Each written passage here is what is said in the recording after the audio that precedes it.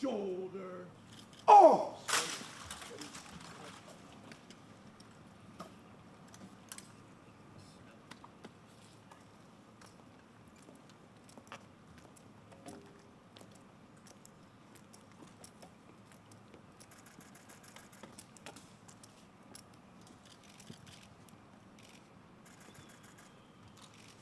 Present!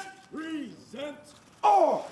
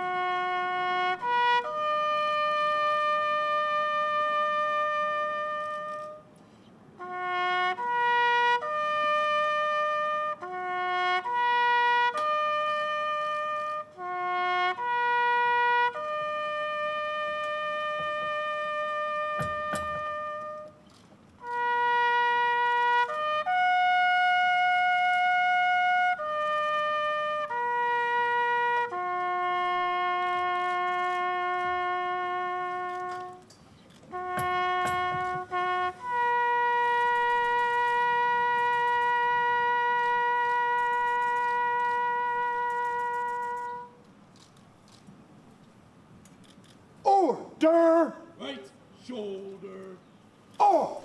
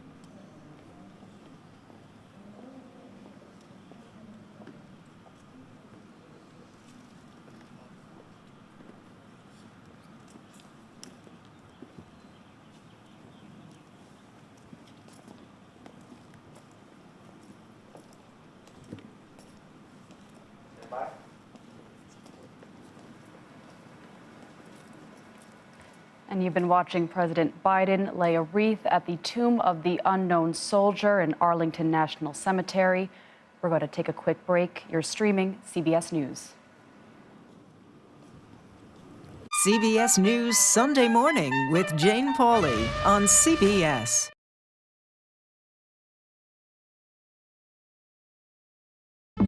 An original documentary from CBS reports. It's gonna be big! The metaverse, the virtual world that's become a cryptocurrency casino. It's like buying property on Mars. Do they get an actual picture of this? No, it's a digital copy. Why would they pay for that? Making millionaires almost overnight.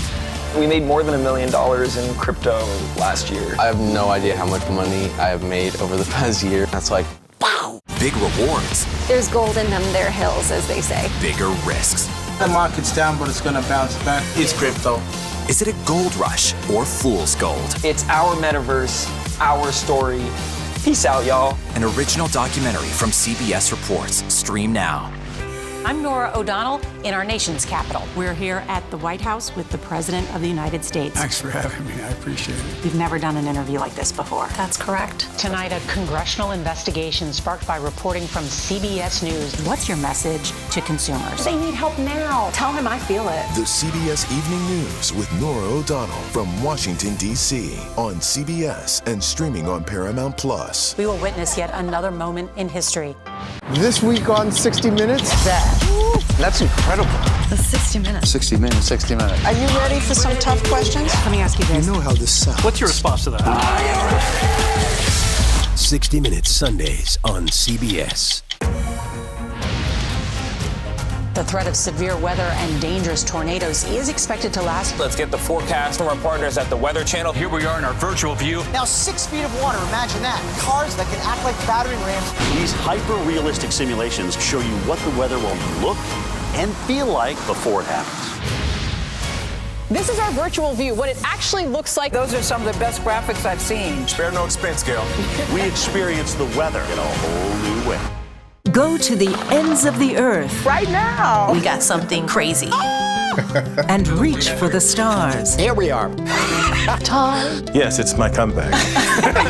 Hey, this is pretty fun. But wait, there's more. Experience thought-provoking, Welcome to the idea of being a human being. innovative, and truly original reporting. Look through a telescope and go, wow. Because there's always something new under the sun on CBS Sunday morning. People from every corner of America facing challenges, Everyone is just looking for some type of connection. Just raise your hand and say, hey, I'd like to help. coming together to find solutions. We are going to do something about it. Their stories are our stories. Welcome to Eye on America. Stream now on the free CBS News app. We have an inspiring story that started with a strange act of kindness. We found it. We share stories that lift you up and brighten your day. The Uplift. Stream on the free CBS News app. Welcome back to CBS News. I'm Allie Bauman. Here's a quick recap of some of the top stories we're following. Many people traveling home today are facing flight chaos across the country. More than 1,000 have already been canceled, with even more issues expected throughout the summer. This comes amid a major pilot shortage and rising fuel prices. House Minority Leader Kevin McCarthy and Alabama Congressman Mo Brooks are scheduled to appear before the January 6th committee this week.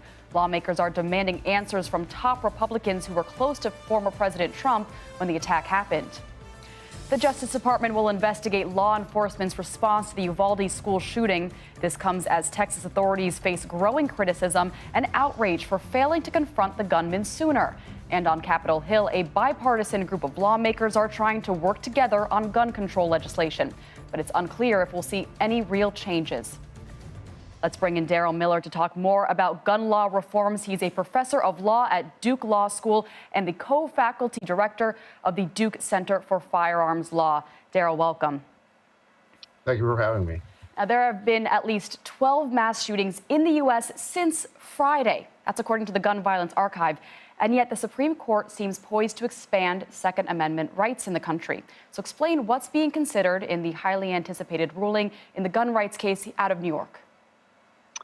Yeah, so the case that's before the Supreme Court of the United States is a case called New York State Rifle and Pistol Association versus Bruin, or NYSERPA. And in this case, the discrete, narrow issue is to what degree can a state like New York exercise some discretion on who can be licensed to carry a firearm with them off their property. That's the narrow issue. A handful of states, 5 to 9, depending on how you count, but making up about a quarter of the population have these what are known as may issue regulations.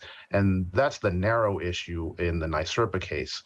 But the issue that I'm really watching is this sleeper issue, which is how do you even go about deciding a Second Amendment case? And if the court ends up deciding that on purely historical grounds, then the vast swath of regulation is going to be up for challenge. So, Daryl, what did we learn during the oral arguments for the Bruen case? At the oral argument, I think we saw some indication that the regulation is likely to be struck down. And then the real question is how narrow or broad the ruling will be. A very narrow decision would be something to the effect of that New York has to have more objective metrics for when to issue these concealed carry licenses. They can't rely on the discretion of the licensing authority. A very broad decision on that particular point would be something like you can't have a licensing regime at all. You can't license concealed carry, and everybody is, under the Second Amendment, permitted to carry a gun wherever they happen to go. Again, the broadest version of this would be this sort of historical analysis that the court might apply, which would essentially say that only those regulations that have a long provenance, or indeed maybe even only have an analog in the 1700s, are constitutional, and all other regulations are unconstitutional. That would be the broadest and potentially the most disruptive kind of decision that the Supreme Court could hand down. So, Daryl, what sort of immediate impact could expanding the Second Amendment have? Well, again, if the court rules on this discrete issue of licensing, it'll impact about a quarter of the population in those states like California, New York, New Jersey, that have these may issue permitting laws. But again, if the court ends up saying that the way you analyze a Second Amendment case is not by figuring out whether 18-year-olds have impulse control issues and therefore shouldn't have, AR-15s, but instead, is there a regulation like this in 1791? Then it's not just about carry; it's about everything. There are prohibitions, for example, going back to the 1960s on having a loaded pistol in the cabin of an airplane. But I don't know how the court ends up doing an analysis when you look around in 18th century law books for what is the analog to a gun in an airplane. There just isn't any. So again, if we get this broad sort of meta issue about how to even figure out whether something violates the Second Amendment, then all bets are off. All of the vast swath of gun regulation that we have in the country. Daryl, I think the question on so many people's minds this week and lately is these mass shootings. Why does it seem that they are such a uniquely American experience? Why do we not see similar epidemics of it in other developed nations? Yeah, I mean, it's a huge issue. America is unique in the world of having this phenomenon of mass shootings and the lethality. Even though other countries have comparable rates of mental illness and other kinds of problems. One of them just has to be the paralysis, I think, at the political level. Here's the issue, the sort of stark political issue, which is overwhelming majorities of people support things like universal background checks, restrictions or regulations on things like large capacity magazines and so forth. But the reality is, I mean, by huge margins, 70-30, 80-20, depending on what polls you're talking about. But the reality is that 20% or that 10% or whatever the minority is, they really vote on this issue, whereas the vast majority of people don't. And until and unless a portion of that majority that support these kinds of regulations are going to punish the politicians that slow walk it or stymie it, then we're going to see this asymmetric intensity on gun issues. Right now, the issue about gun violence prevention is a political issue. We're going to have to wait to see in Bruen whether it becomes more and more a legal issue. Daryl Miller, thank you.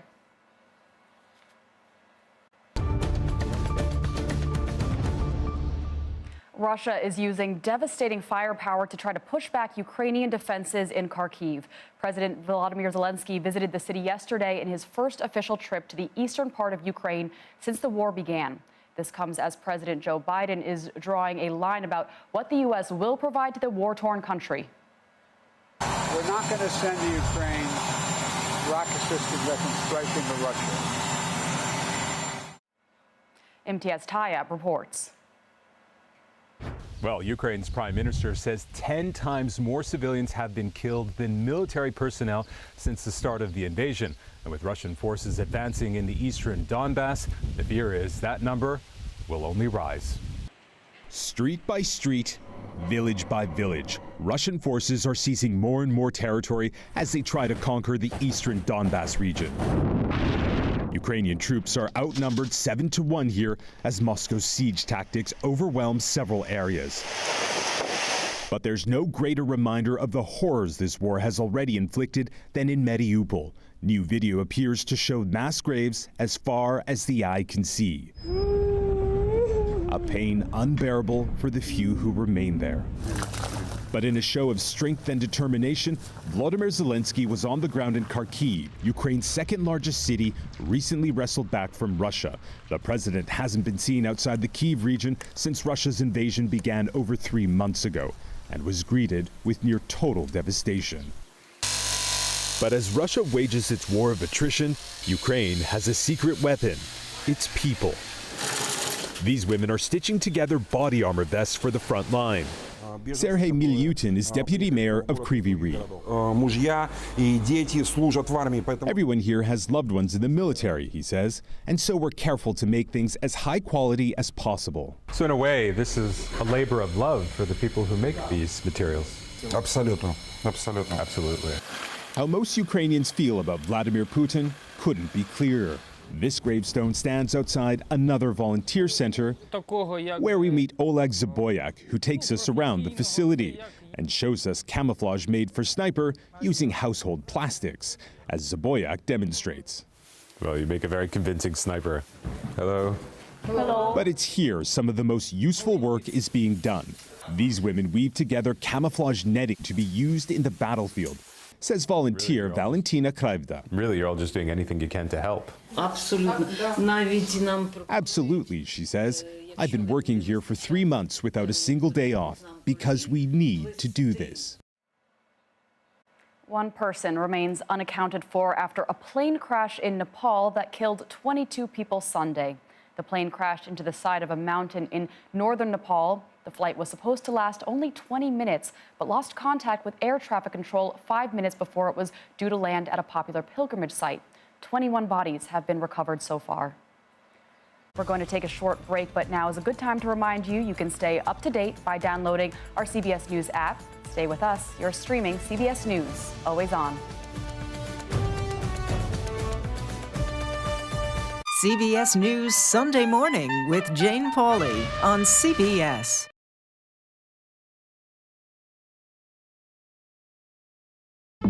An original documentary from CBS reports. It's gonna be big! The metaverse, the virtual world that's become a cryptocurrency casino.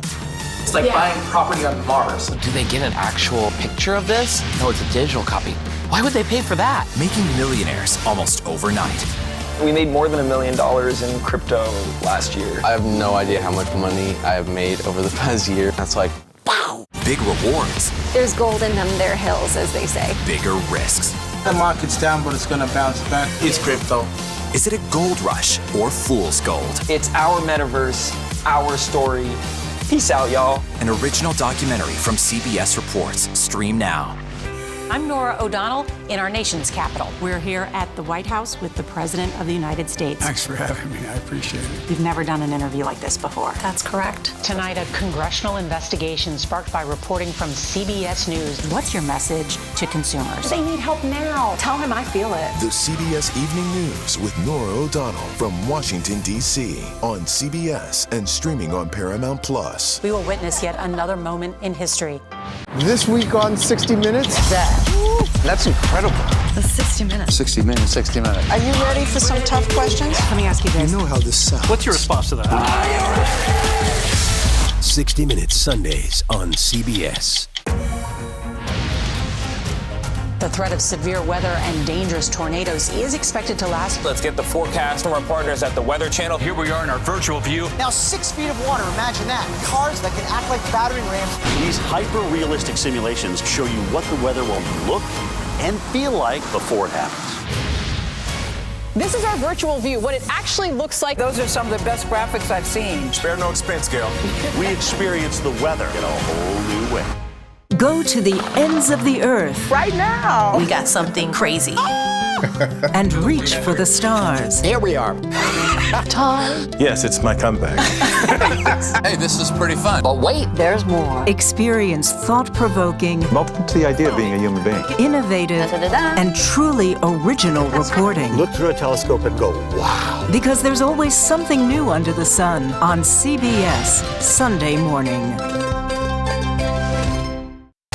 People from every corner of America facing challenges. Everyone is just looking for some type of connection. Just raise your hand and say, hey, I'd like to help. Coming together to find solutions. We are going to do something about it. Their stories are our stories. Welcome to Eye on America. Stream now on the free CBS News app. We have an inspiring story that started with a strange act of kindness.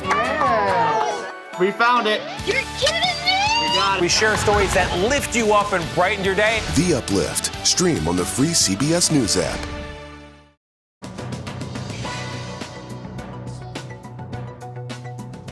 Gas prices are rising daily with little to no relief for customers at the pump. Now those increased costs are spilling over into some of the other items we're willing to buy. David Tinsley is the senior economist at the Bank of America Institute. He analyzes consumer trends and recently contributed to a report titled Gas Inflates the Risk to Spending. He's with us now from London. David, welcome. So what are the areas of spending that Americans are cutting back on as gas prices go up? Well, as you say, you can't spend the same dollar twice. So as gas prices reach record highs on this Memorial Day, you're seeing particularly lower income Americans cut back on things like furniture spending, clothing spending, and some electronic spending. So not so much the experiences, so they're not really cutting back yet at all on travel and restaurants and cinema, etc. But they're cutting back on the things they can, in a sense, delay spending on in order to fund the extra gas bills. David, are we seeing some communities being impacted more than others? Well, the share of gas in total spending for the lower income consumers is almost pushing 10%. So it's a bit higher, fair bit higher than the average consumer, if you like. And of course, away from the cities where there may be other options, public transportation options, really, a lot of Americans have no alternative but to drive, and of course drive to earn the money to pay the gas bills. So it's particularly, in a sense, away from the urban centres, and lower income Americans are feeling the pinch more, I would say. And David, gas prices are hitting the supply and distribution chain as well. So explain for us how this works.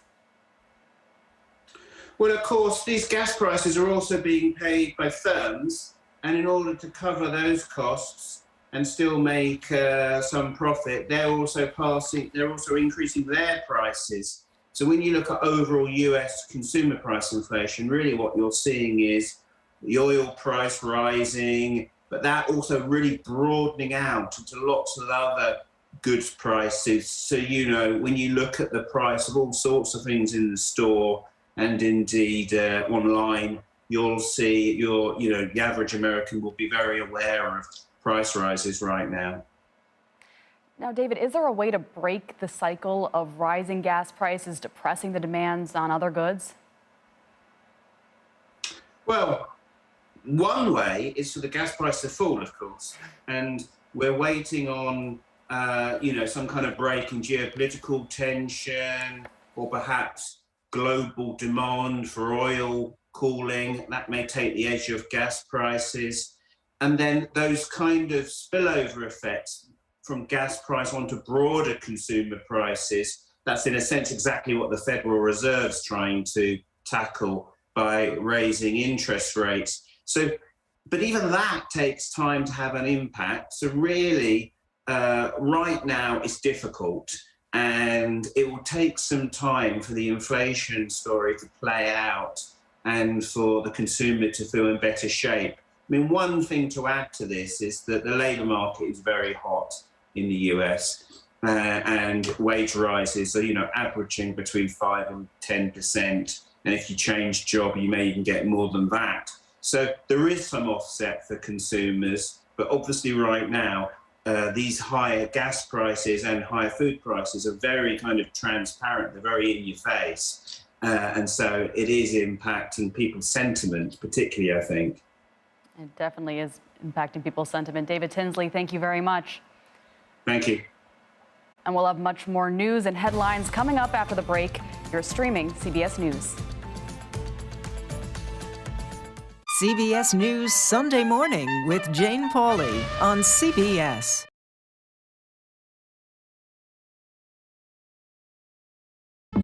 An original documentary from CBS reports. It's gonna be big! The metaverse, the virtual world that's become a cryptocurrency casino.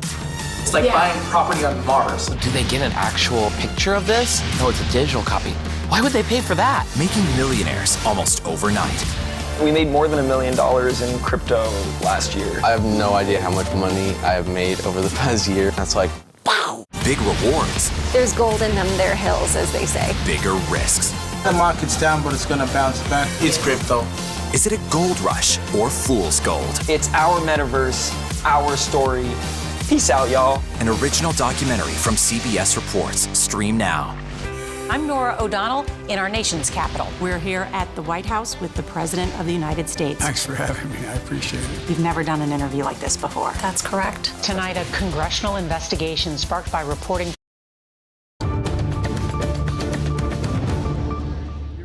We want to take you back to Arlington National Cemetery, where President Biden is making remarks honoring those who died serving our nation. Let's listen in. Beloved daughters and sons who dared all, risked all, and gave all to preserve and defend an idea unlike any other in human history.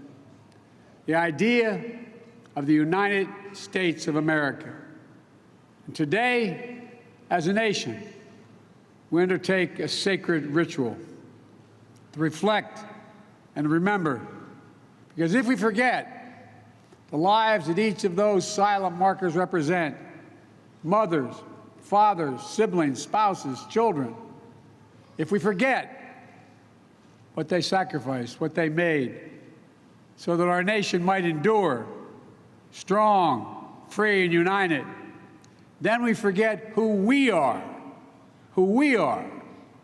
Ladies and gentlemen, our First Lady, the love of my life, Jill, Vice President Harris, the Second Gentleman, Secretary Austin, General Milley, Joint Chiefs of Staff, Cabinet members, Gold Star families, most importantly, and survivors.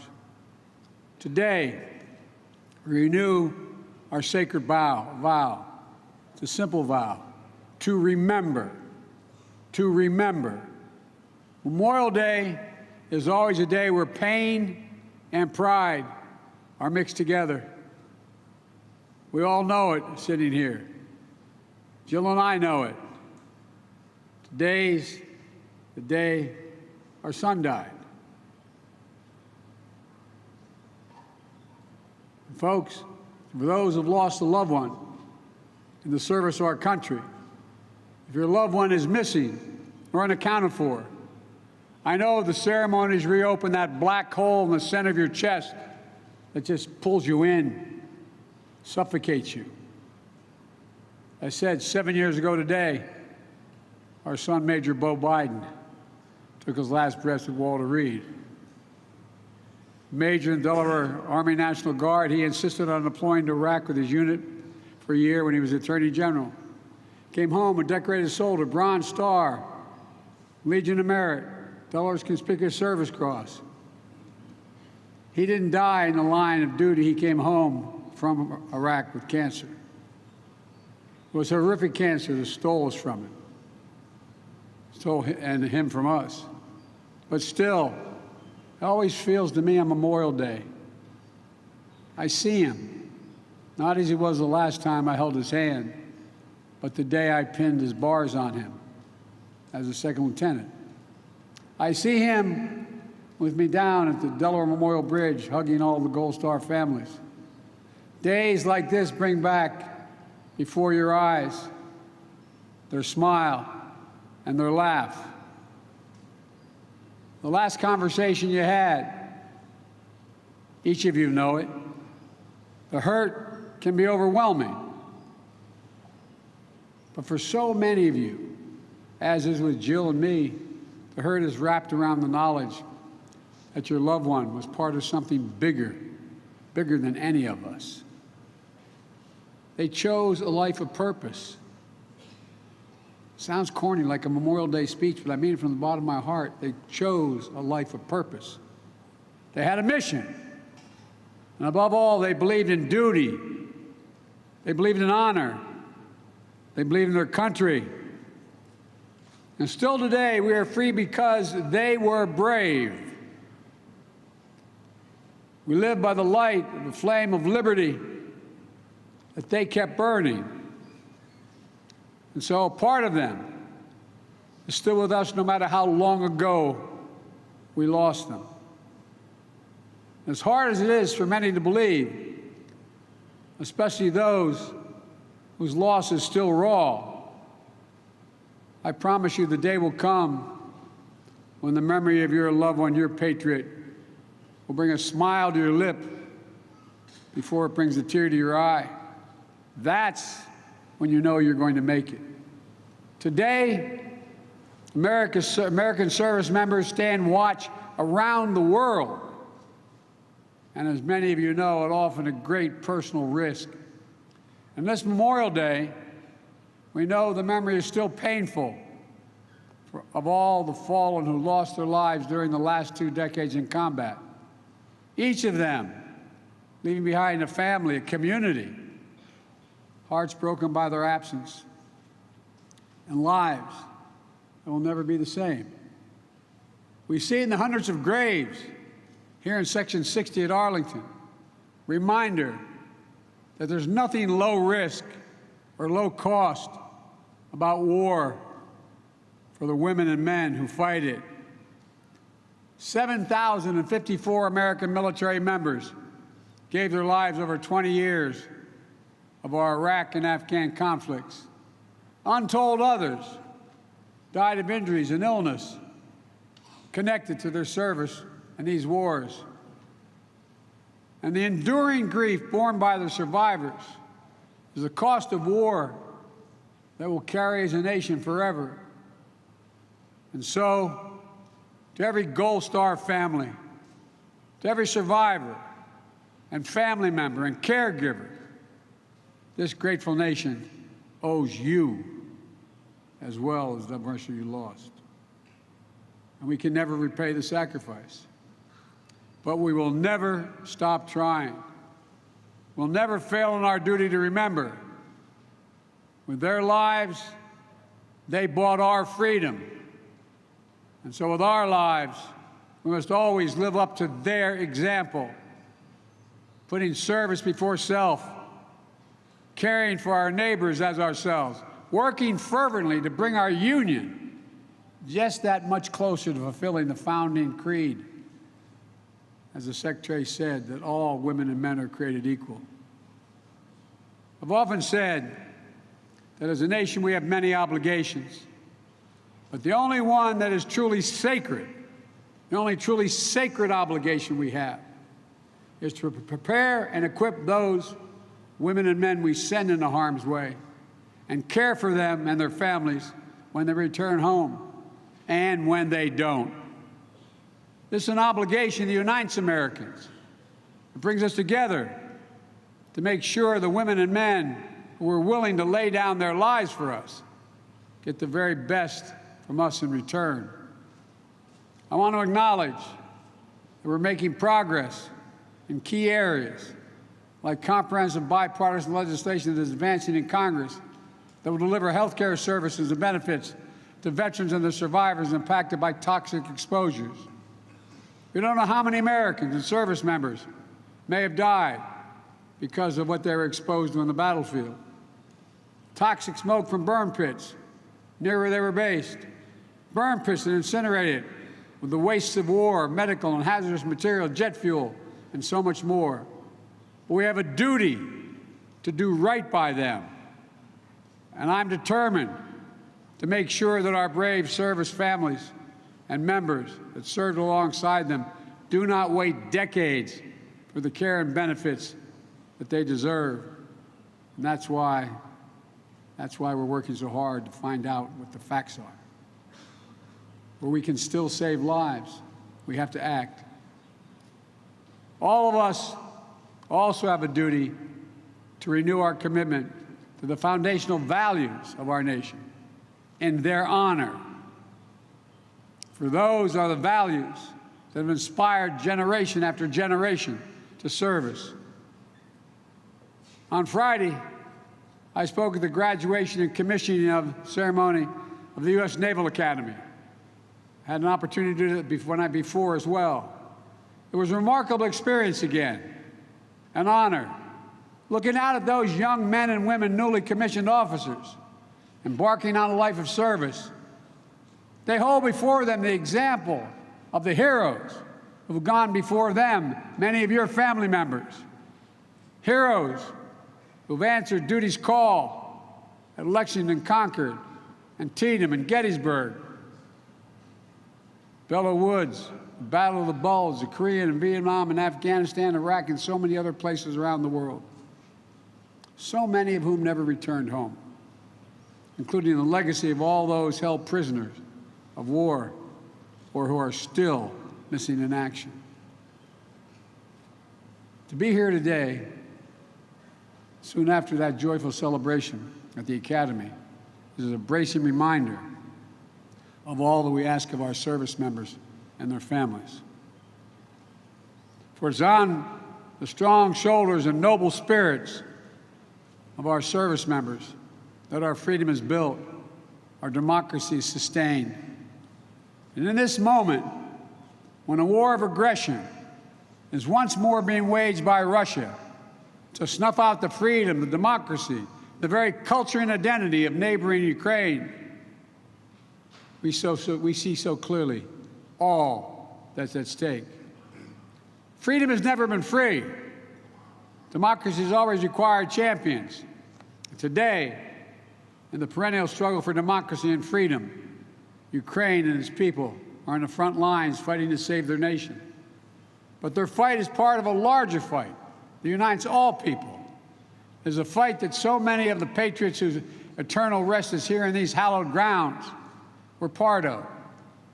A battle between democracy and autocracy, between liberty and repression, between appetites and ambition of a few who forever seek to dominate the lives and liberties of many.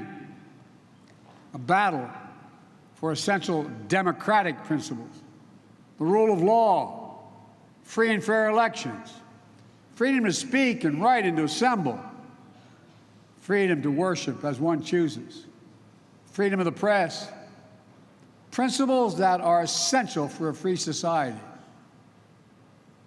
We've heard this a lot. We've heard this a lot over the years, but we're now realizing how real it is around the world in so many countries as I speak. These are the foundations of our great experiment, but they are never guaranteed, even here in America. Every generation has to defeat democracy's mortal foes. And into every generation, heroes are born, willing to shed their blood for that which they and we hold dear. Ladies and gentlemen, today we remember and we reaffirm freedom is worth the sacrifice. Democracy is not perfect. It's never been good, perfect. But it's worth fighting for. If necessary, worth dying for. It's more than just our form of government. It is part of the very soul of America, the soul of America.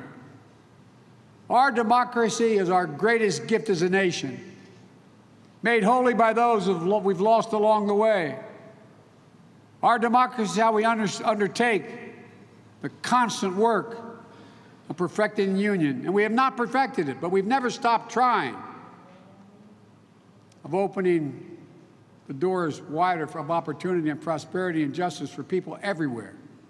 Our democracy is how we endure through every challenge, overcome every obstacle we face through the last 246 years of self-government, and how we've come back stronger than before.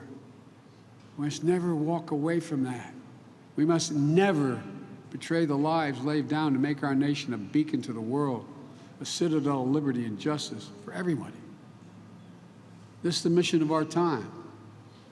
Our memorial to them must not be just a day when we pause and pray. It must be a daily commitment to act, to come together, to be worthy of the price that was paid. May God bring comfort to all those who mourn. May God bless our Gold Star families and survivors. And please, God, protect our troops. God bless America and all of you. Thank you.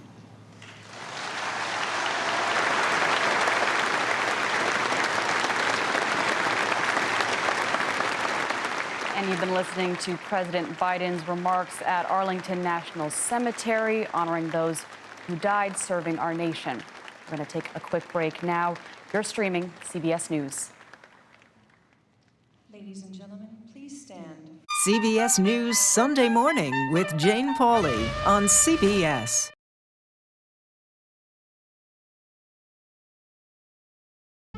An original documentary from CBS reports. It's gonna be big! The metaverse, the virtual world that's become a cryptocurrency casino.